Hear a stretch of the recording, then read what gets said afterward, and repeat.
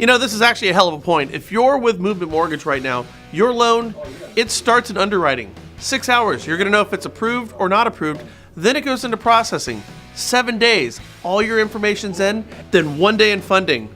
It's pretty cool stuff. You wanna learn more about it, click this banner right over there. Or if you're watching us on Facebook, right up above.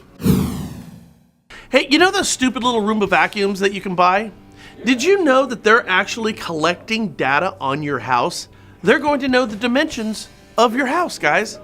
And they're actually talking about, they haven't done it, but they're talking about giving that information over to Amazon, who's jumping into real estate. Boy, that's interesting. And now if you have that little corner table that would fit just perfectly in your living room, well, it might be because of your Roomba vacuum. I gotta tell you, it's a brave new world, guys. Information on you is being collected everywhere. And are you comfortable with that?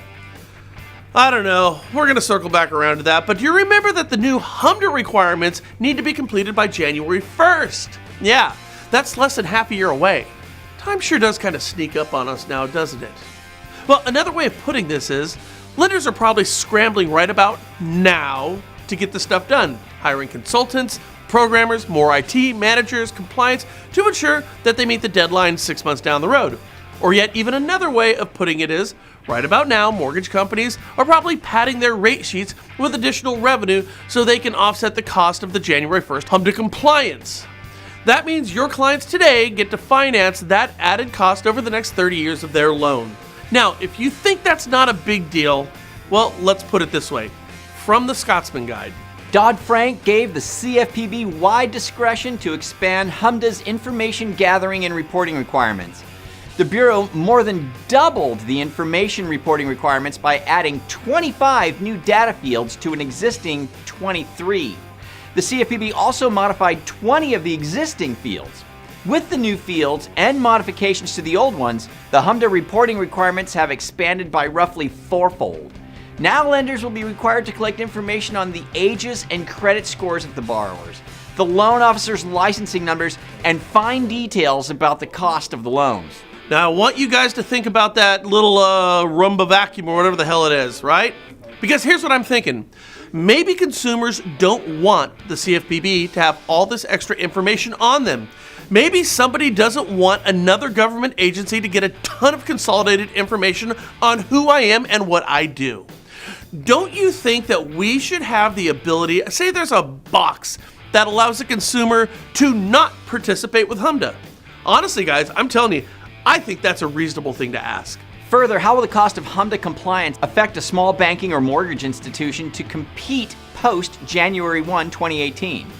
When you add the cost of TRID, GFE 2010, and other consumer protecting rules and regulations to HMDA, is the cost going to be such that many of our smaller lending alternatives go by the wayside?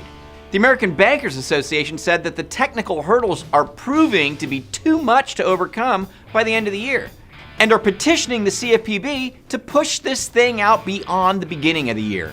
Now, honestly, I don't think that's going to happen. Because our thinking is, with Cordray likely on the way out the door prior to the end of his term in mid-2018, he's probably going to want to get as much stuff done on his watch before he leaves.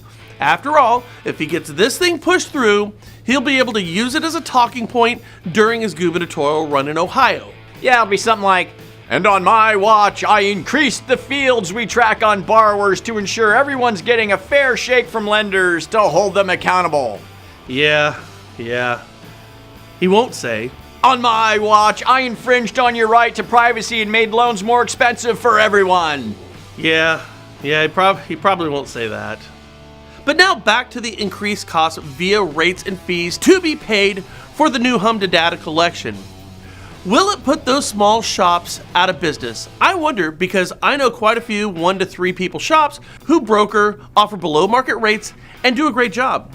Will that person or that group be able to compete, or will they simply be consumed by a larger competitor? Now, consider this. Dodd-Frank does not even require this. They don't require all the fields and information that the CFPB has in the January 1st HMDA changes. It is entirely unnecessary for another government agency to gather more information on you. Some call this consumer protection. I call it an invasion of privacy. Well, the train's already left the station now, hasn't it? Because as it stands right now, in less than 6 months, your employer is going to be required to collect 4 times as much information on your clients than they do right now. Information that's going to a sue first and ask questions later agency, which only stands to make mortgages even more expensive for your clients. I want to say this, okay? So they're gathering more information, which creates more opportunity for lawsuits. When the CFPB gathers money, any overage they get goes into the Treasury, okay? Now look at how FHFA renegotiated with Fannie Mae and Freddie Mac. All that extra money that they're sweeping goes into the Treasury. Think about the IRS. When the IRS collects money from you and me, it goes into the Treasury. In short, I look at this like I look at what FHFA did. HMDA data is going to turn into yet another tax under a different name, making money for the Treasury. You'd think with all this money coming in, we'd get a break on our taxes. I know. Right? Come on. Tax reform's coming up next.